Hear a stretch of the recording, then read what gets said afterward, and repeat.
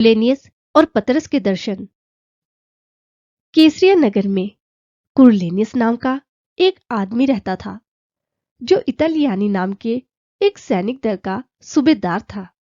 वह परमेश्वर में विश्वास रखने वाला आदमी था और उसका परिवार भी विश्वासी था। वह यहूदियों को बहुत ज्यादा दान दिया करता था और परमेश्वर से हर समय प्रार्थना किया करता था। एक दिन के तीसरे पहर में कुरनेलियस ने एक दर्शन में यह साफ देखा कि परमेश्वर के एक स्वर्गदूत ने उसके पास आकर उससे कहा, कुरनेलियस। घबराए हुए कुरनेलियस ने स्वर्गदूत की ओर एकटक देखते हुए उनसे सवाल किया, क्या आज्ञा है प्रभु?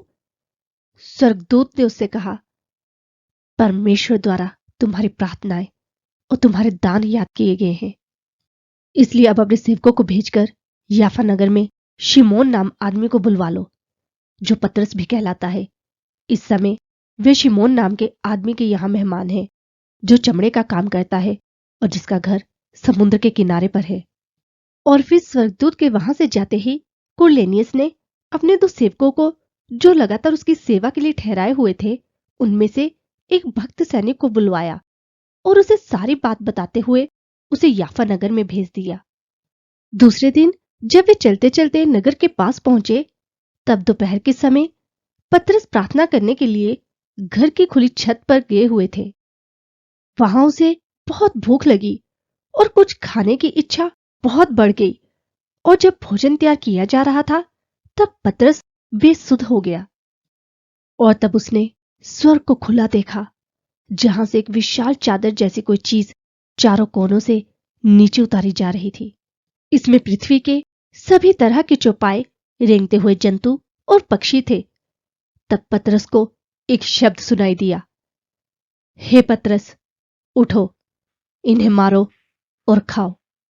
मगर पतरस ने कहा, नहीं प्रभु, कभी नहीं, क्योंकि मैंने कभी भी कोई भी अपवित्र और अशुद्ध वस्तु नहीं खाई है। और फिर पतरस को दूसरी बार भी शब्द सुनाई दिया, जिन वस्तुओं को स्वयं परमेश्वर ने शुद्ध किया है, उन्हें अशुद्ध मत समझो। और फिर तीसरी बार ये बात दोहराने के बाद वह चादर स्वर्ग में उठा ली गई।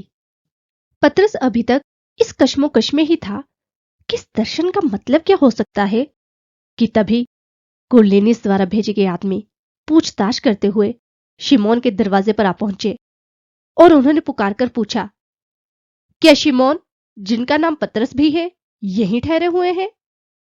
पतरस अभी भी उसी दर्शन के बारे में सोच रहा था कि पवित्र आत्मा ने उससे कहा, सुनो, 3 आदमी तुम्हें खोजते हुए यहां आए हैं। बिना शक किए उनके साथ चले जाओ, क्योंकि मैंने खुद उन्हें तुम्हारे पास भेजा है। और पतरस नीचे गया और उसने उनसे कहा, तुम जिसे खोज रहे हो वह मैं हूं। क्या कारण है कि तुम्हारा यहां आना हुआ? उन्होंने पतरस को उत्तर दिया, हमें हमारे सूबेदार कुरनेलियस ने आपके पास भेजा है। वे सच्चाई पर चलने वाले, विश्वासी और सभी यहूदी समाज में सम्मानित आदमी हैं।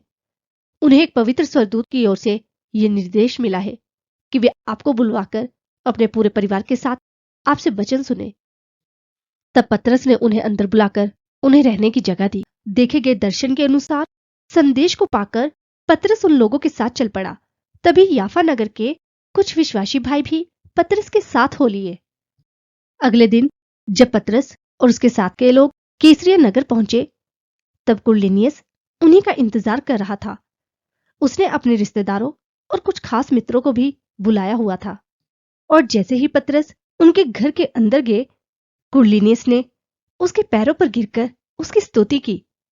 मगर पतरस ने उसे उठाते हुए कहा, उठो, मैं भी एक इंसान ही हूं।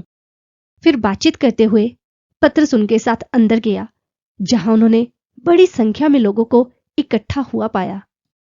और उनसे बात करते हुए पतरस ने उनसे कहा, तुम जानते हो कि अन्य जाति की संगति करना या उनके घर पर जाना यहूदी परंपरा के खिलाफ है। मगर परमेश्वर ने मुझे बताया है कि किसी मनुष्य को अपवित्र या अशुद्ध न समझो। इसलिए जब मुझे बुलाया गया तो मैं बिना कुछ कहे चला आया। मगर अब मैं जानना चाहता हूं कि आपने मुझे यहां क्यों बुलाया है। तब कुरनेलियुस ने पतरस से कहा, 4 दिन पहले इसी समय मैं अपने घर में तीसरे पहर को प्रार्थना कर रहा था कि एक आदमी चमकीला वस्त्र पहने हुए मेरे सामने आ खड़ा हुआ और मुझसे कहा, हे कुरनेलियुस, तेरी प्रार्थना सुन ली गई है और तेरे दान परमेश्वर के सामने याद किए गए हैं। इसलिए अब तुम किसी को याफा नगर भेजकर समुद्र के किनारे पर शिमोन चमड़े वाले के यहां अतिथि होकर ठहरे हुए शिमोन को, जिन्हें पतरस कहा जाता है, उसे बुलवा लो। तब मैंने जल्दी से आपको बुलवाने के लिए अपने सेवक भेजे और आपने यहां आने की कृपा की है। अब हम सब यहां पर इसलिए मौजूद हैं कि आपसे वे सब सुने जिसे सुनने की आज्ञा आपको प्रभु की ओर से प्राप्त हुई है। तब पतरस ने उनसे कहा, अब मुझे निश्चय हुआ कि परमेश्वर किसी का पक्ष नहीं करता, बल्कि हर जाति में जो उससे डरता और धार्मिक काम करता है वह उसे भाता है। इज़राइल देश के लिए परमेश्वर द्वारा भेजे गए संदेश के बारे में तो आपको मालूम ही है। परमेश्वर ने यीशु मसीह के द्वारा, जो सबके प्रभु हैं, हम इज़राइलियों में शांति के सुसमाचार का प्रचार करने के लिए भेजा। परमेश्वर ने पवित्र आत्मा और सामर्थ्य से नासरतवासी यीशु मसीह का अभिषेक किया और वे भलाई करते रहे और उन्हें चंगा करते रहे जो शैतान द्वारा सताए हुए थे, क्योंकि परमेश्वर उनके साथ थे। फिर चाहे यहूदिया प्रदेश में या यरूशलेम में वो जो कुछ भी करते थे, हम उन सब बातों के गवाह हैं। और फिर उन्हीं को लोगों ने काट पर लटकाकर मार डाला, मगर यीशु मसीह को परमेश्वर ने तीसरे दिन मरे हुओं में से दोबारा जीवित कर दिया और प्रकट भी कर दिया। सब लोगों को नहीं, बल्कि उन गवाहों को जिन्हें परमेश्वर ने पहले से चुन लिया था, यानी हमको, जिन्होंने उसके मरे हुओं में से जी उठने के बाद उसके साथ खाया पिया। और उन्होंने हमें आज्ञा दी कि लोगों में प्रचार करो और गवाही दो कि ये वही है जिसे परमेश्वर ने जीवितों और मरे हुओं का न्याय ठहराया है।